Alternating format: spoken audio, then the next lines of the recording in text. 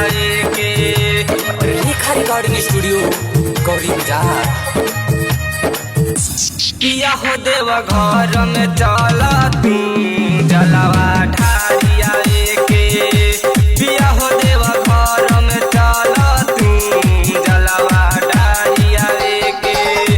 आवेला जब सावन लगेला मन भावन की बोला बम बोलिया के। हाँ बोला बम बोलिया के।